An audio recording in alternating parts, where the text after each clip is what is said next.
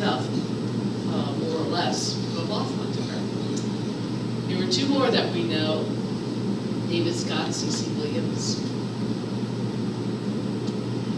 But here are two that actually we may not know as well. Elliot C. is on the left, Charlie Bassett is on the right. And they were unfortunately both killed in the T-38 accident in 1966. They were en route to St. Louis to check out their capsule at the plant there. Unfortunately, Charlie was fine.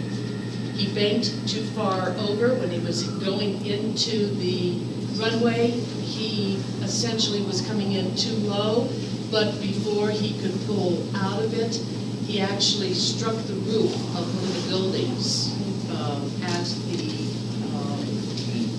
at the air place, at the factory in St. Louis. Yeah, he struck that and both got killed. And interestingly enough, is the backup for these two guys was actually, he was able to pull away and he landed safely. The weather was extremely bad. Visibility was almost zero. And that was one of the reasons why, unfortunately, they had that accident. So here is Elliot C. and his wife, right there. And he's going to give a presentation from John Burgess. So this is giving you a little bit of an idea. There's the wife he left behind.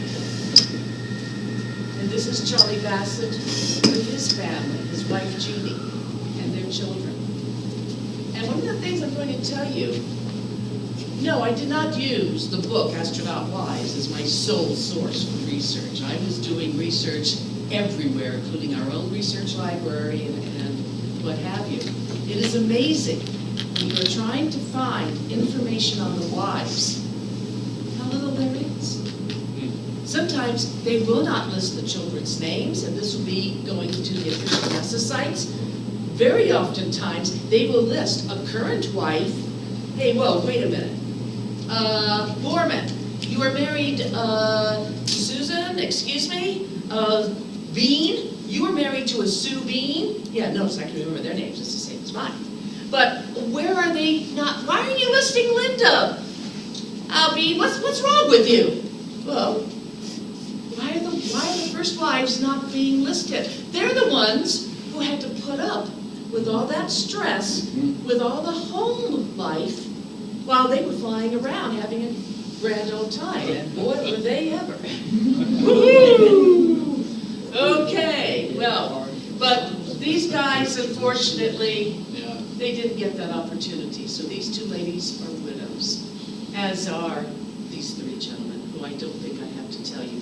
We will be putting up a mini exhibit in January 27th, to honor Apollo 1 and the tragedy that happened on the Cape. And there are some people who live here in Alamogordo. One gentleman in particular, he volunteered last year for our foundation, not our foundation, but last year we had a special day where we were honoring the founding of the museum. And he was one of the volunteers. And he actually was on the Cape. He was in the break room not far from the launch pad where the accident happened. And he was able to tell his own firsthand story of what that was like. Not to mention what was going on in the home front for the wives. This is Pat White. It's kind of sad with her. She never really got over Ed's death. Here she is, she's talking to him just shortly after, he's made his famous, he's the first man to do the spacewalk. First American, excuse me, yes. And, oh, by the way, if you guys know something more than I do, please feel free to interrupt. I have no problem with that. I may shoot you afterwards, but as the Klingons say, there are no bad ideas, only ideas deserving death. So here we have Pat White. She's excited about talking to her husband, and she finds out, what happens. The wives gathered together to give her emotional support. Several times during her life, she tried to commit suicide, and the other ladies were able to prevent her from doing it. She remarried, but she never, ever really recovered. And in 1991, 1 week before all the wives were going to have a reunion, she finally succeeded in killing herself. It's kind of sad when you think about that. That again shows you the amount of stress that these women were under. It was very, very drastic. They tried to make light of it, but it was not easy. This is Betty Grissom. And this is taken after she finds out that Gus's hatchet blown when he landed in the water. And people have looked at this photo and they say, oh, she's just like, oh God, Gus, now what? No, she's like, thank God you're okay. You're alive. He's alive at this point, and that is very good. What's interesting is that she and a friend of hers had gotten together the night of the tragedy. They usually got together, the husbands and the wives, to play cards. And this was one of the engineers at the Cape, or not at the Cape, at Houston. So her friend came over to the house, and she said, well, I don't know what they're doing over there, but Betty said, well, fine, let's sit down, let's have a couple of drinks and kick our feet up and just have a nice evening as it is. Unfortunately, one of the other wives, Trudy Cooper, came running through the rabbit hole, which was a hole in the fence between all the houses in Togethersville, which was a suburb just outside of Houston, not far from the Space Center. And she saw who was there, and all she said to Betty was, there's been an accident. We don't know what's happened yet. You know the rest of the story. You know what happened. But that was, again, the support. This isn't a extremely poignant picture, because this is Betty with their sons, Mark and Scott and Gus. This picture was taken right before the accident. So this is the last family photo. And that's what makes this so poignant, because they're happy. Gus is like, I'm getting ready, but I'm going to tell you something about Gus. No, I'm not going to talk about his fooling around, but what I am going to talk about is the fact that one morning at breakfast, actually pretty much a couple of mornings before the accident, Gus was in the kitchen. Betty was making breakfast, and he's got a big lemon that's almost in the shape of the capsule, and he's kind of twirling it around. And she goes, Gus, what are you doing? He said, this is what that capsule is. It's a lemon. Oh. This is it. They might as well put me in this. They're not listening to me. They're not paying any attention. There are problems. We should not be going up in that capsule. They have got to reroute some of the wires. They've got to do more work on it. They've been sloppy. They've been dangerous. And she goes, well, why didn't you tell them? He says, I have been. They're not listening to me. And you all know what happened after that, yet again. Can I make a comment? Please. I interviewed at the Cape about just before this accident. Uh-huh. And you know what I saw? What? I saw confusion. That's why I didn't hire on. There's mass confusion there. They had stacks and stacks of test data on all the little, too much detail. There was no overview. And if somebody had overview and said, what are we doing putting 20 PSI of pure oxygen in a capsule? Are we idiots? I guess they were. Wow, thank you. Again, see? Too much confusion. And a lot of people have still personal memories of that. Martha Chafee with her children, Sherilyn and Stephen. This was taken about a year after the tragedy. She was considered the beauty queen, more or less, of all the astronauts because she had such a wonderful personality. And this is Marge Slayton. We all hear about the Astronaut Wives Club. And the newspapers at the time christened it a coffee clutch. Get together, have some coffee, have some donuts, and you can have a little get-together. That is not why she formed the organization. She formed it as a support group for all the wives, because she knew that if the wives could get together, if they could support each other, if while their husbands were in training, they could bring casseroles to one wife's house, they could get together at another wife's house, they can be together at the swimming pool.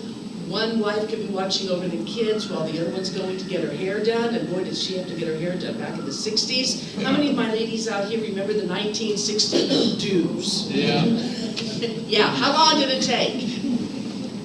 Hours. It just took hours.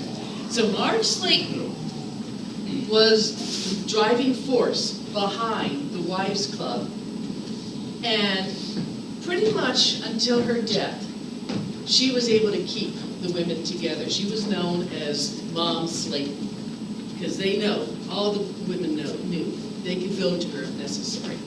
Now, some of you may be familiar with a very famous picture of the first Mercury 7 wives in front of the capsule. And by the way, I'm not going to go into a blow-by-blow of all the wives, because that would take forever. But I will give you a capsulated version. Okay, so much for the bad pun. Anyway, so this is before the picture. They're being schooled by the photographer. Okay, ladies, this is where I want you to stand. This is where I want you to be. This is what I want you to do. Can any of you tell me which one is Reen Carpenter? She's the lady with the pretty floral dress. She was the knockout. She was called the prom queen because she always did everything correctly. And she just wanted to be different. Notice how all the ladies are dressed in a very nice shirtwaist dress, pastels, very plain, very, I'm not going to be overarching, not Reen. She said, I'm going to dress the way I want to dress. And there's that famous picture, which you all know.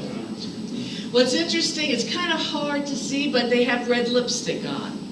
The ladies, when this picture came out and they saw it, were flabbergasted.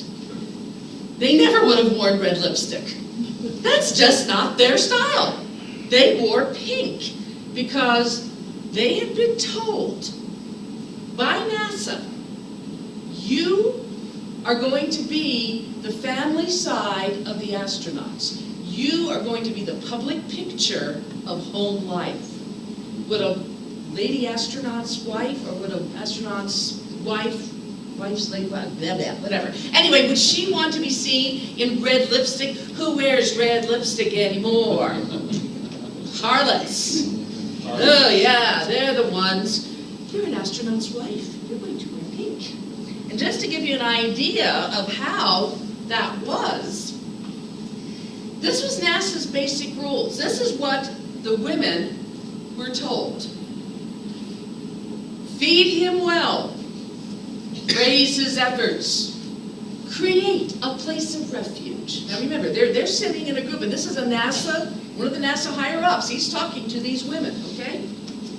Adjusting to normal conditions after a week in a pure oxygen bubble of space training. The space training capsule could knock a husband out. So he shouldn't be expected to do menial chores around the home. Okay? For God's sakes, keep the astronaut away from stress. He should never have to worry about the plumbing or the dental bills, children. Here's the kicker. And he should never be nagged about his lack of initiative in the bedroom. Really? Really.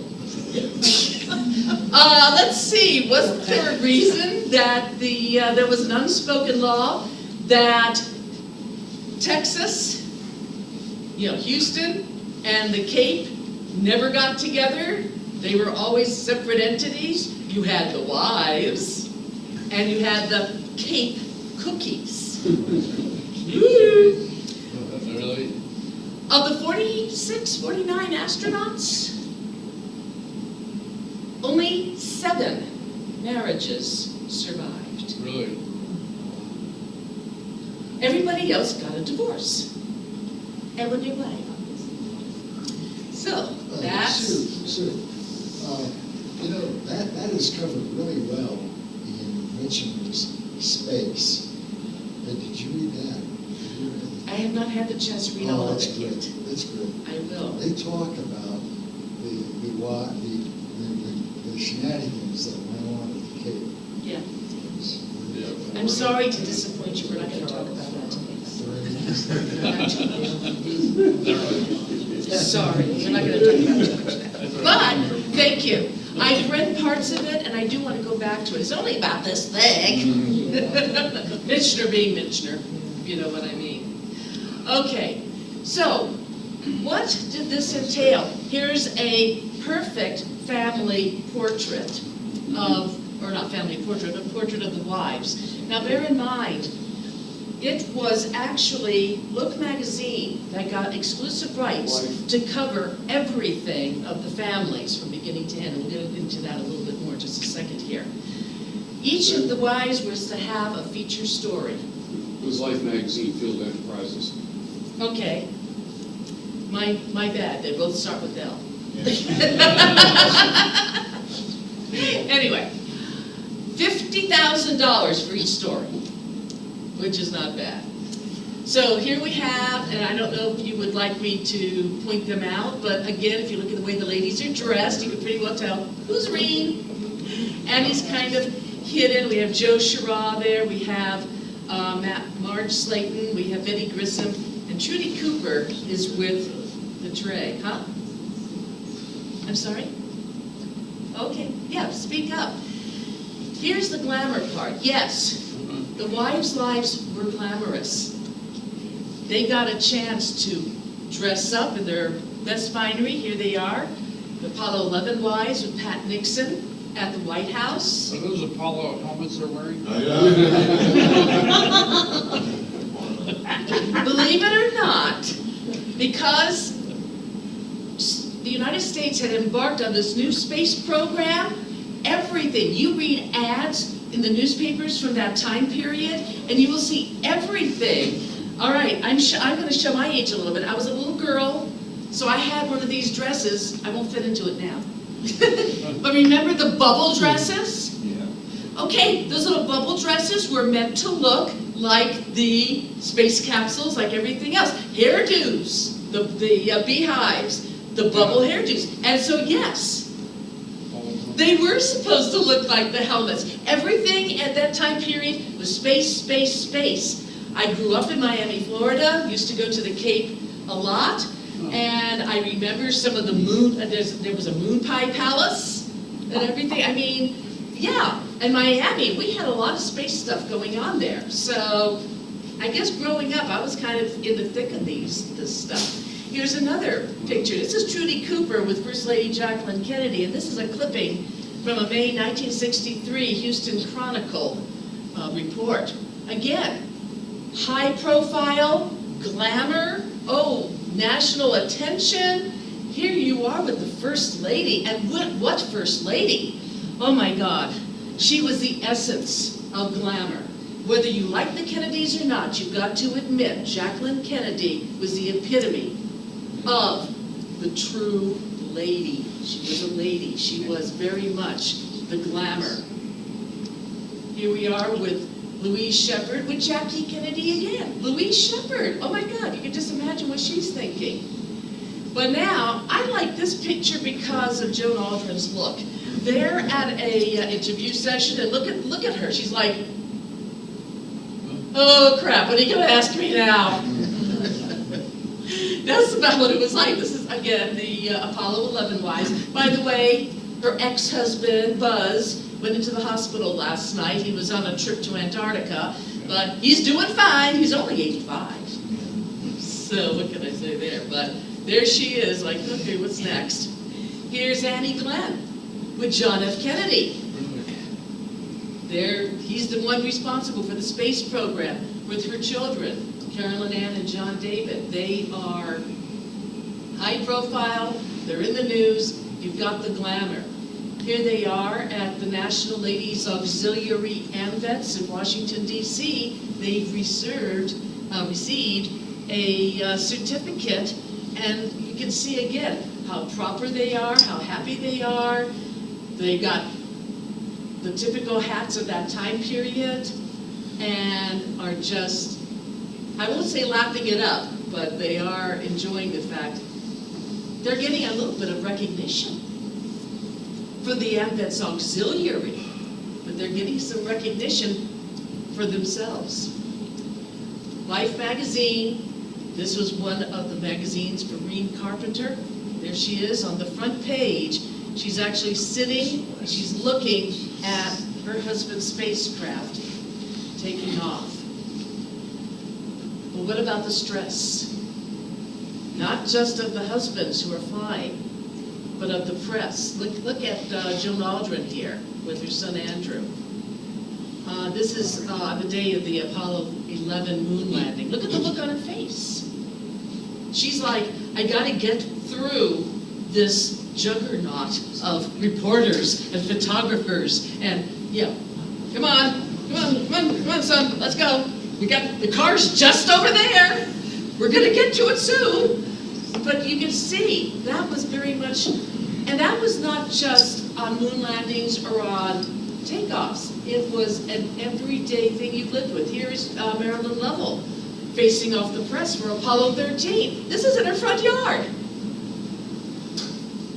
The problem with the press was on the day that the Mercury 7 astronauts were announced, Betty Grissom was in the grocery store. She was just shopping, pushing her cart along, when all of a sudden 2 reporters came up to her.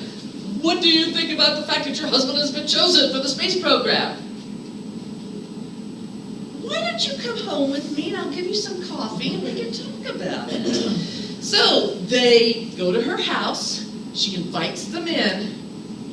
That was the last of the invitations because on their heels came a whole bunch of these people just helping themselves, coming into the house, tripping over themselves, going into the kitchen, opening up the refrigerator, hey, what you got to eat, lady? And using the bathroom, and she's sitting there looking at them going, really? Don't make a mess of my bathroom, I have to clean it. Those were her thoughts. And that was another thing that the women had to deal with. Susan Borman and Valerie Anders, they are relieved. This is Apollo 8. Our husbands have made it. They've made it through the death watch. Yes, sir. Did they have any security for the women? I mean, you know, like the president has. Not really. None at all. They were just kind of public. They were left for the public, more or less. They might have, if they were going somewhere where they would need security, there was the president or the president's wife, and yeah. Otherwise, on their own, no. You can see the relief on their faces, especially Valerie Anders' face. Barbara Young. I love this picture because, okay, so when's this gonna be over? When's this gonna be over? Come on, let's get this thing over it. How many of them smoked and how many started smoking? They all. They all smoked. Except for Annie. Did they all start? Except for Annie. Annie was pretty much, she never smoked. Did the stress cause them to smoke? Yes, and many of them were test pilot wives, so they were already smoking, as if any of you know anything about test pilots. Yeah. In fact, Dave Dooling, who's sitting back there, he has a friend, Frank Boucher, and he was a Navy pilot who married his mother's, if I've got this right. Cousin, right. Yeah, your mother's cousin, Betty Wise East. And he was a test pilot, and actually, when the selection process started up for Mercury, he was chosen. Well, he was asked to apply. He was asked to apply. Well, Betty, his wife, said no. I put up with enough with you being a pilot. He He respected that, respectfully declined, and he then went on to command a squadron of anti-submarine planes. He flew combat over Vietnam and served as a naval attaché to the U.S. Embassy in Ankara. So, and they're still married, right? No, Betty Wise passed away a couple of years ago. Okay, but she passed away, they didn't divorce. No, they Okay. stayed together, yes. Okay, very good. Well, that's the thing. Now, what is interesting here is, look at the kids. First, you have over here, this is their son, John, and he is kind of just staring at the picture like, so what's wrong, Mom? This looks kind of neat. You got a problem with it? Meanwhile, the daughter, Sandra, look what she's doing. No, she's making a cat's cradle. It's like, I'm bored, I'm gonna make a cat's cradle, what's going on? I don't care, I don't really want to know about this. Meanwhile, Mom is like, they called it the Death Watch, because they never knew what would happen. Joan Aldrin, oh, she was just so happy. They have landed the splashdown, Apollo, splashdown.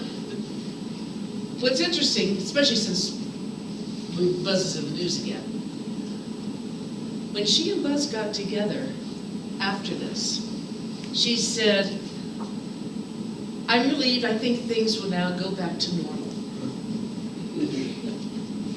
Buzz looked at her and said, your wish is naive. I've been to the moon. How can things ever be normal again? Yeah.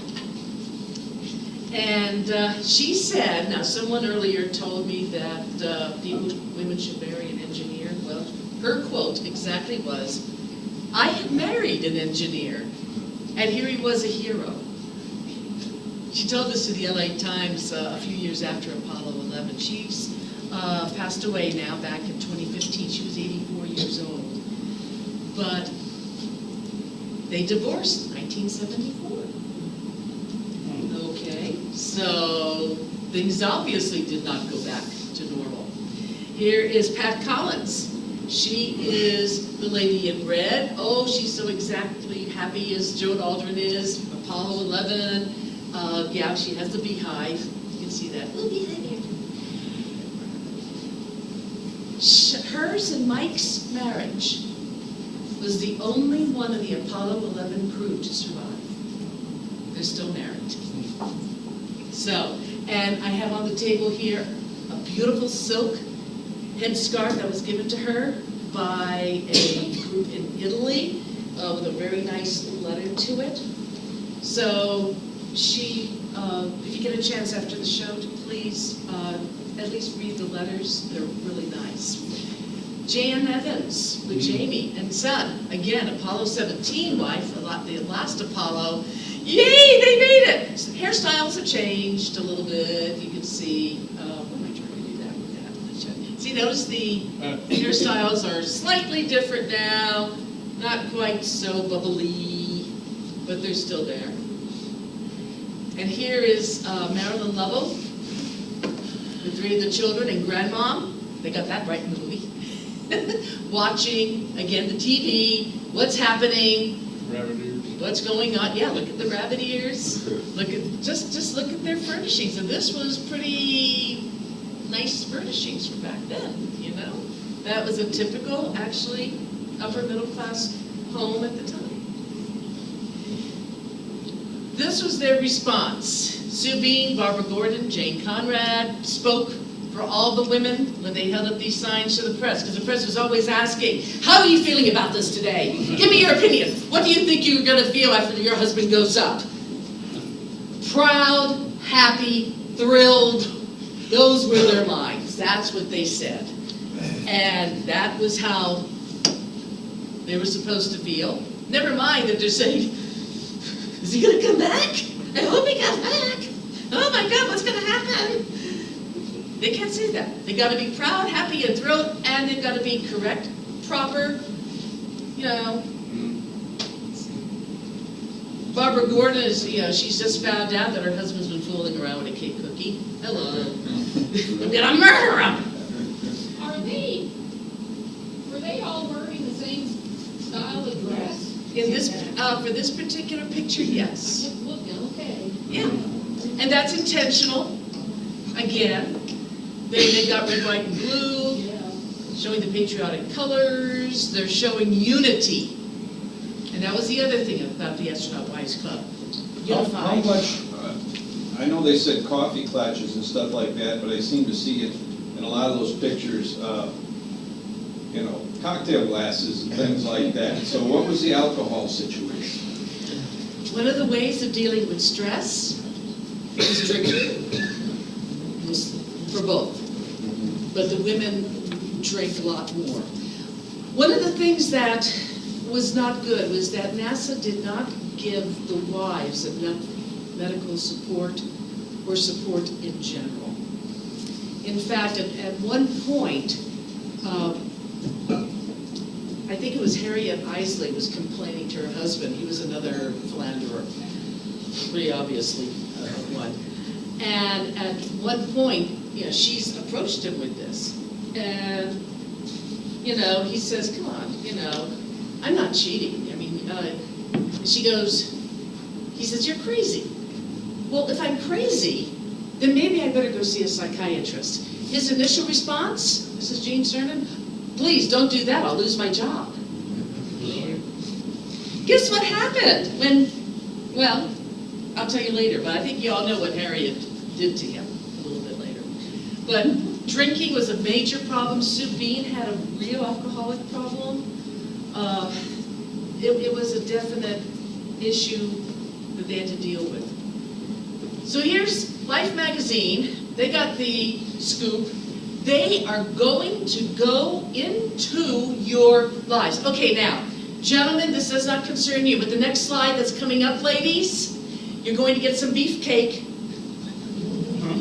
Okay, but here's Marilyn Lovell. She's reading the newspaper about Apollo 13. Obviously, it's morning. She's sitting there and she's reading the paper. Everybody's in the house. Yeah. Privacy? What's that? Never heard of it. Beefcake. Going again into the house. This is Reed and Scott Carpenter. And I love the hairdryer that she's using here. They're in their house. He's just come out of the shower. Hey, we're going to get a picture of that. There is no such thing as privacy. Here's Joe Schramm, Marge Slayton with their children. Before moving to Houston, the actual location of the Space Center was in Langley, Virginia. And so again, that was primarily because Langley, Virginia is only about 8 hours. It was in Hampton. Hampton, Langley close. Research Center. Langley Research Center, but yeah, Hampton, Virginia to be specific, and Newport News. And they actually lived between Hampton and Newport And News. in Virginia Beach. And in Virginia Beach. A lot lived in Virginia Beach. Dave and I have Yeah. both lived in those areas ourselves. In fact, at the time I was working for Tony Williamsburg, his daughter was working in the spinning and weaving shop. But not daughter, Sister. Sister was working in the spinning and weaving shop, so I think I have a couple of pennies. Okay, so they're at the pool having fun with the kids. But again, this is not a normal family. You can't ever say that they were normal. Bonnie White, Ed White's little daughter, is actually now talking to her dad's voice with Gemini 4. She's really excited. She gets a chance to be in the Mission Control Center. But she's a little kid. Does that mean when she goes to school, when she's having a birthday party, when she's playing with her friends, are the photographers going to be there? Yes, very much so. Here's Pat White and Pat McDivitt on the console talking with their husbands, and they're really pleased to see that. There's Pat White again on the left. And here's Pat McDivitt. She's smiling, talking to her hubby. Yes, they're divorced. Here's the McDivitt family. So this is Jim and Pat, their children, Michael, Patrick, and Lynn. And these two folks, Right here, those are Jim's parents. So again, does this mean parents of the astronauts are going to be involved with the press? Definitely. Here's Susan Borman with Frederick and Evan, and they're watching the Gemini 7 left off on December 4th, 1965. So that will be happening. It'll be tomorrow, anniversary for that. Who's real good at adding? That's how many years? 50 years? 60 years? 50 years. 49? Thank you. 49 years ago. That long? No, it's 51 years. 51 years. 1 year. Yeah, 51. Yeah. Dyslexic, that's why I became a writer instead of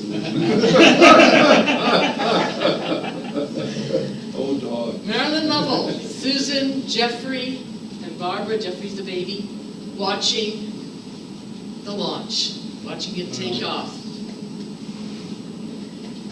Joan Russo, Louise Shepard, Louise Mitchell, again, sitting there getting ready for the liftoff of their husbands. Jan Evans bidding Ron Evans goodbye as he leaves the launch pad. They say that this is Harrison Schmitt.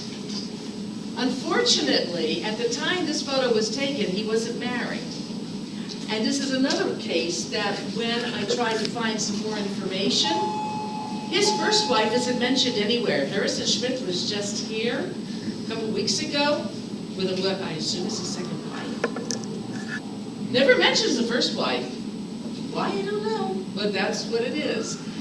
Annie Glenn, getting a chance to now see the actual Friendship 7, only though this is not her first time. This is now after the fact, everybody's doing the promo thing. She does get a chance to see the capsule earlier before it gets shot off. This is where most of the wives sometimes got a chance to see their husbands. This was a mobile quarantine facility, and when the Apollo 11 astronauts came back, they were put into quarantine because, again, they have gone where no man has gone before. Sorry about that, but that's true. They didn't know if they were going to be suffering from wound disease. Would they have to protect them from that? So that was why they were put there. Here's the first wife of the Apollo 11 wives visiting their hubbies at the quarantine facility. What do you notice about this picture? The window's open. Don't see the window. Air conditioning. No. Don't see the window. It's around your Can't hand. see the women. Somewhere around there. Thank you. Thank you. That's exactly the case. You can't see the women's faces. They're non-entities at this point.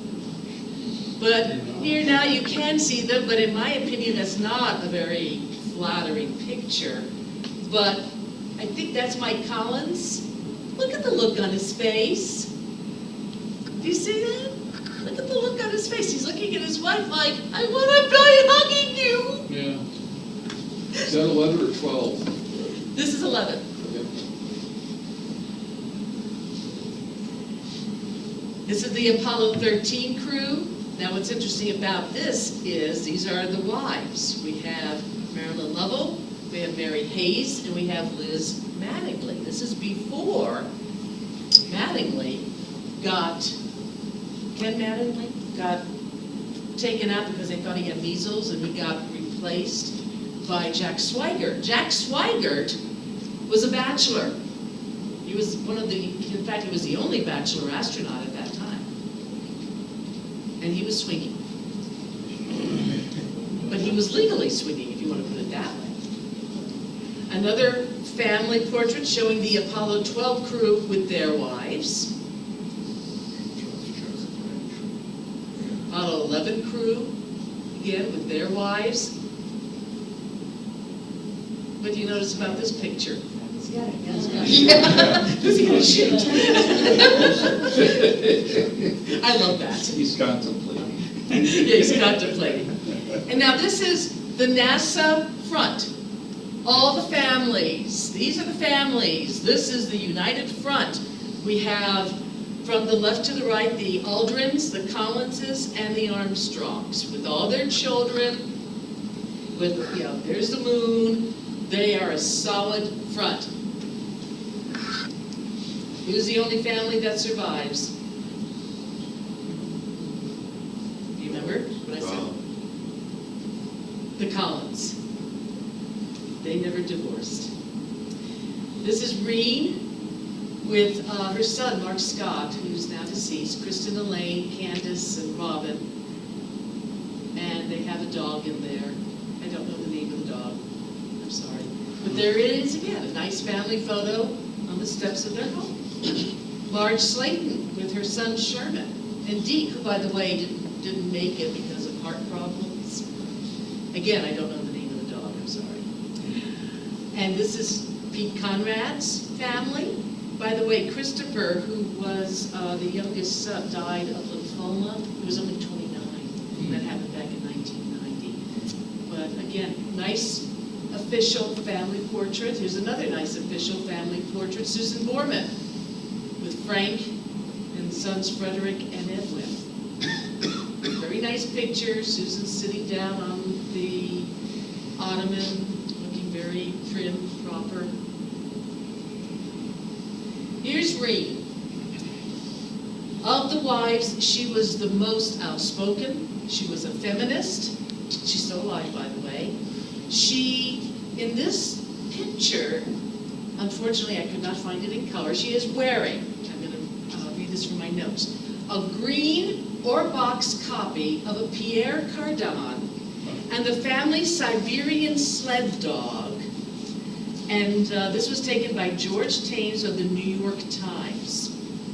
So she was considered very much the fashion queen. Now, imagine, remember the picture going a while back with the hairdryer. Okay, she wanted to make sure her hair, everything about her would be perfect. She's the one who said, a husband, a man, is rare. It's a rare, wonderful creature, a pleasure to wait on and love. They divorced in 1972. She actually went on to have a career in television, a small show. She was a TV host in DC. She also wrote a column for the local paper called A Woman Still. She also went back on in the 70s with the Every Woman show. This was done by the same network that had her earlier TV. It was a feminist-oriented documentary. It was syndicated to 4 Washington Post and Newsweek stations. And her TV work in the 70s earned her $25,000 a year. That's a lot of money for back then. She actually was described, this is a description of her from Time magazine, and I'm going to read this exactly to you. Blonde, bronzed, deep-dimpled, green-eyed, and shapely. And yeah, she was shapely. Here's a picture of her dancing with Scott. Okay. All right. I'm going to go back for a minute, though. What they were saying was, she is a knockout. She's beautiful. She's gorgeous. She's self-possessed. And when her husband's space voyage was over, she said, she was dry-eyed, I'm not a brooding person by nature. It became known at one point that JFK actually admitted to Scott he had the hots for his wife. She was a blonde. Need I go further? Okay. And Green described herself as a warm and wonderful woodnymph. And so she was. Here she is with her family and with Scott. Again, perfect picture, perfect family picture. Here she is watching her husband's orbit, his orbital. And I still can't figure out why she's wearing sunglasses watching the TV. If I remember right, they were the stars of this TV series. Yeah. And I think she's wearing sunglasses because if you have all the newsmen in there, the lights, as any photographer will tell you, can be blinding. So that's probably why she's got those on. How many of you knew that she was an artist? Here she is with one of her paintings, something that she actually kept up and continued to do. She was a very creative and talented, but I guess I should say is a creative and talented lady. A lot of people don't know this about her. This is Trudy Cooper. Trudy Cooper is rather interesting. She was a pilot in her own right. She actually was teaching at flight schools. Right before her husband got chosen, Gordo got chosen to be part of the Mercury program, she had already left him. She had already filed for divorce. And he went back to her to beg her, please come back. I have to have a loving wife, or otherwise I won't get into the program. Oh, give me some good reasons. All right, his salary was $70,000 or was $7,000 a year as a pilot. He was going to jump to $70,000 a year as an astronaut. She was going to get a chance to meet queens, presidents. She'll get some good publicity out of this. She'll be nationally known as his wife. She'll be able to sit next to him when they do the ticker tape parades and what have you. All right, fine. I'll go back. Why not? These are, by the way, their two daughters, Jan and Cam. She finally had enough of his fooling around. In fact, the reason why she was going to divorce him in the first place was because he had been fooling around with another woman who was married. Really? What can I say? But she was definitely a lady with spirit. Anybody know who this is? This is Annie Glenn. This is a young picture of her. She is still married to John. He never cheated. In fact, he was the one when the news got out about what some of these other guys were doing. There's a line in the show, The Right Stuff, and it is actually true, where he was so angry, he saw all the other men. He said, will you, for God's sakes, keep your pants zippered? We're supposed to be American Idols. We are supposed to be heroes. What in the world do you think you're doing? One of the things that Annie did, she was watching a special television show that featured a clinic that had new ideas on how to deal with stuttering. And one of the things, okay, I'll try to finish up. I'm getting old. I gotta hurry up here. She decided she was going to take the course. It was very intensive. But she went through it. Finally, she called John, and she said, John, I went shopping today and was able to speak and tell them what I wanted. Isn't that wonderful? And John said, that's great, Annie. That is really great. You know, they were high school sweethearts. So she comes home, walks into their bedroom. You know, John's in there, and she looks around the bedroom and says, John, I've been wanting to tell you this for such a long time. Please pick up your socks.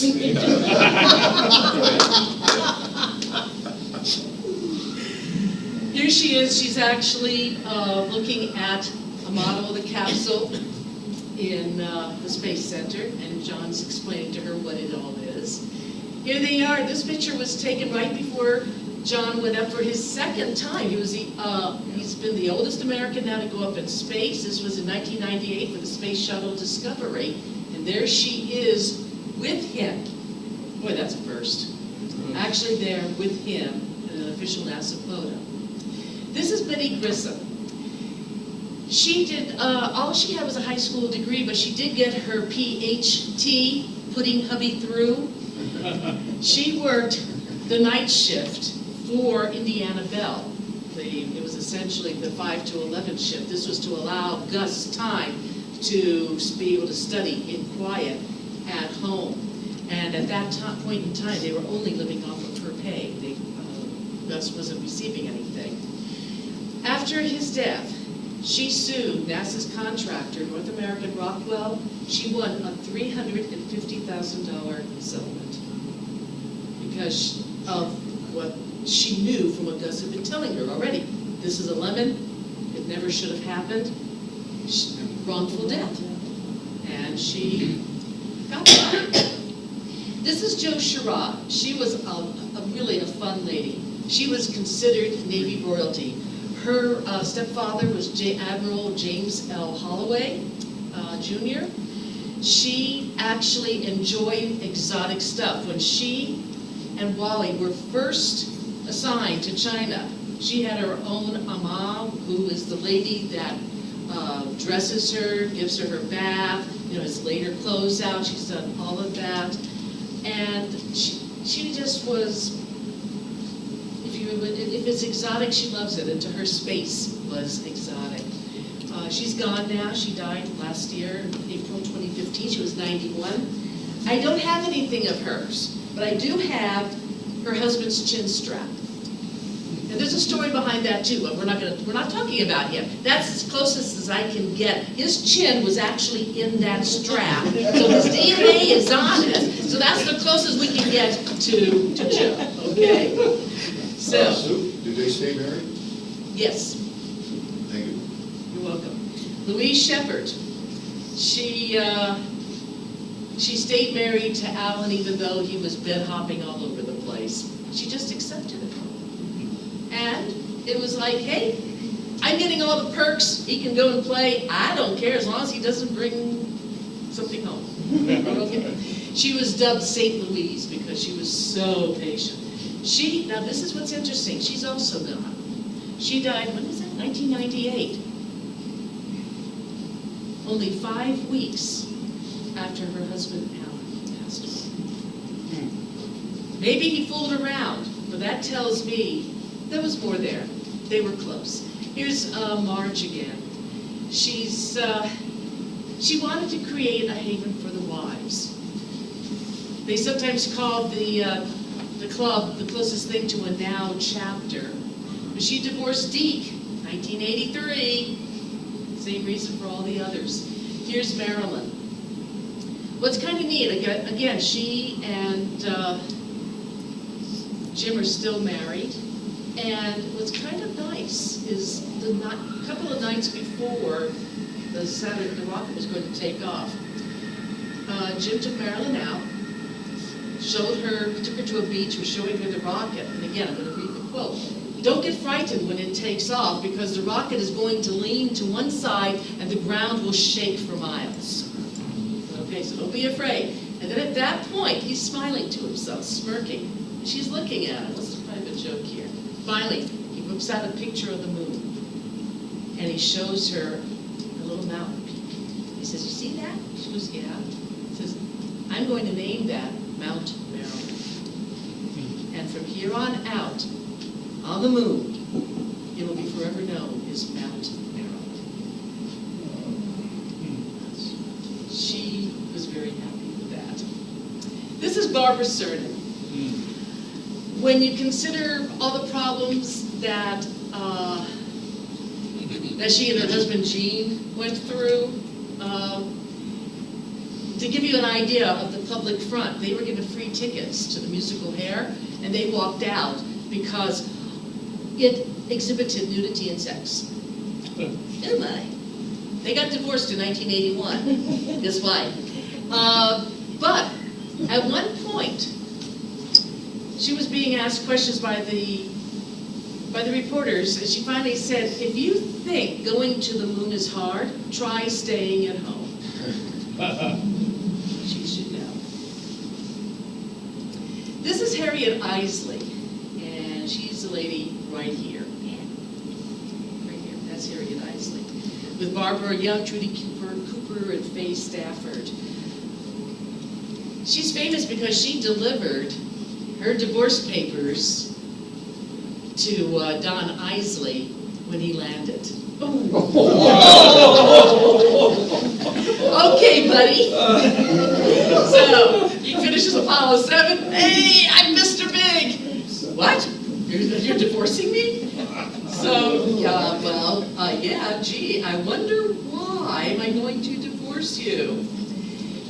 She actually went out on her own after she divorced and became a nurse. Worked as one for 18 years. Was a school nurse, saw about 120 kids a day, decided to go into marriage and family counseling. She got a behavioral science bachelor's and a marriage and counseling master's, and she believed whenever she would talk to kids, is there something more than just your tummy bothering you? Because of her own experience with her own kids, with her husband, always never being at home, always being the center of attention, kids can exhibit stress too. And that was what she felt was very important.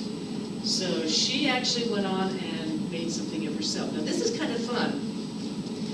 This is the Gordon family, and this is another one where researching, I couldn't find anything else out about the first wife, and yet here's a family with the first wife. Well, our boss likes to claim that he knows all the astronauts, he has personal friends, and he knows everybody, and it wasn't until I started doing this that I can also say, hey, I have a connection too. See that little girl right there? That's Diane Gordon. She and I actually worked together at the station WFOS for the Chesapeake Public Schools. And she and I were working late one night, and my husband Dale had come in. We're trying to get ready because you have about 3 minutes to get the news out, to get the readings made, and to sign off. All that has to be done at 12 midnight on the dot. Well, he had come in about a half hour before, along with Dave, who was the station manager and engineer. So Dale tells this really bad joke. She and I start laughing. We are like, oh my God, okay, oh, we've got to get the stuff doing. Okay, are you ready, Diane? Yeah, I'm ready. Okay, Diane, why don't you start the news? Okay, all right. Good evening, everyone. Iran,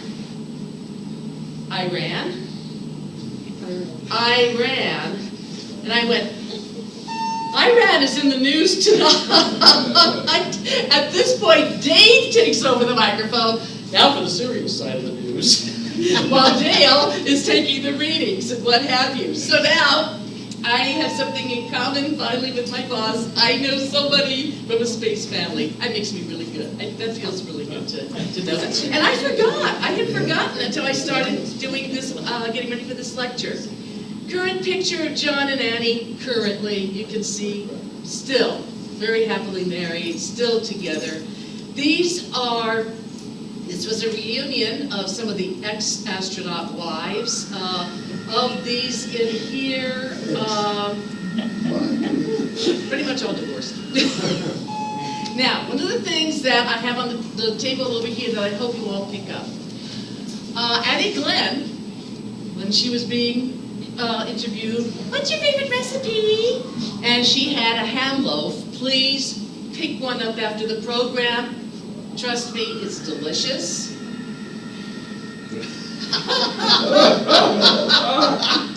Yep. Ed White, Frank Borman, Jim Lovell, Michael Collins. This is what the wives, this is who they supported. But as John Glenn himself said, they couldn't have gone up if they didn't have that support from home. They had to know, the husbands had to know, they had people that were their lifeline, their families back home.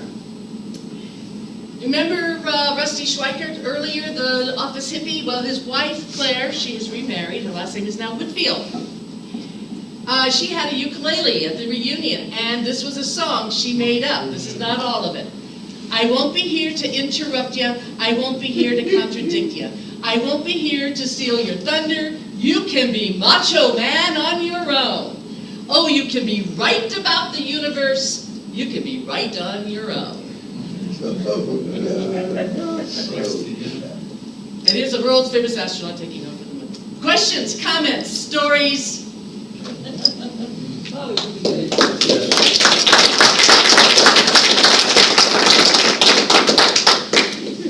Thank you. This was fun researching.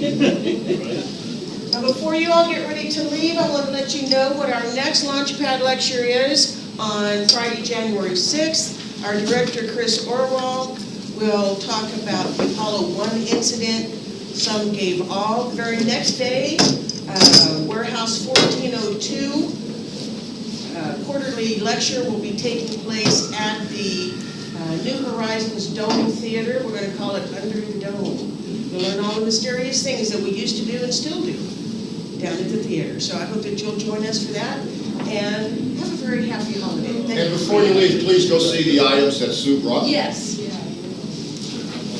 Read the letters. Everyone say hello to Roger. Actually, I want to make a comment. There's one, there was a 3-war pet. They said Battle of Bulge, Korea, and Vietnam, and they never got divorced. Well, there you have it. It wasn't an astronaut. All he did was shoot people. There you go. Thank you. Get his pants on. Hey, John.